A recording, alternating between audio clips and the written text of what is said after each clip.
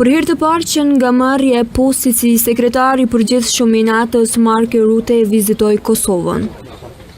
Kjo vizitë shënon një moment të rëndësishëm në raportet mes NATO-s dhe vendit tonë, duke reflektuar për kushtimin e aleancës për stabilitetin dhe sigurinë në rajon. Sipas njësit të sigurisë Bedri Elezi, kjo vizitë e shefit të NATO-s tregon se vendet anëtare nuk kanë realizuar investimet e nevojshme në siguri.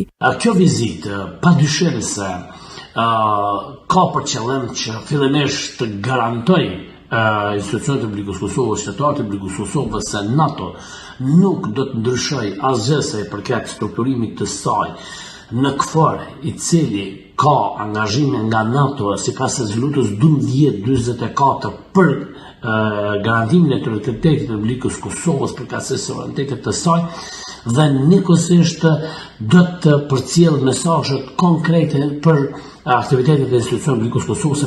Sipas analistit Arbnor Sadika, vizita e Mark Rutte në Kosovë pasqyron situatën e breshtë në Ballkan. Por që sipasi kjo vizitë është gjithashtu një mesazh për Kosovën që të formojë sa më shpejt qeverinë e saj. Është një vizitë e cila faktikisht tregon për gjendjen jo të lakmueshme të sigurisë që ndodhet në botë dhe përkatësisht në Ballkanin Perëndimor. Natyrisht ai vije këtu me mesazhin që NATO ja mbetet konsistente dhe mbështetëse e fortë e Kosovës dhe garanton për sigurinë e saj, për të njëjtën kohë edhe të operoj sa më shpejt Kosova me një qeverisje të re, për shkak se mon Kosova dhe Ballkani Perëndimor po dhe bota aktualisht në një ndryshim gjeopolitik. Shefi i NATO-s gjatë qëndrimit në Kosovë ka takuar liderët shtetëror, presidentin Vjosa Osmani dhe kryeministrin Albin Kurti.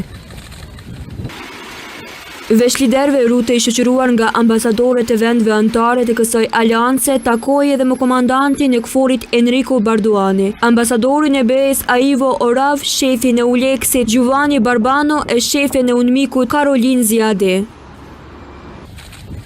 Kjo vizitë e Rutte pritet që të ndihmojë në forcimin e marrëdhënieve mes NATO-s dhe Kosovës, si dhe të japë një mesazh të qartë për angazhimin e aleancës në mbështetje të stabilitetit dhe zhvillimit të Kosovës dhe të rajonit.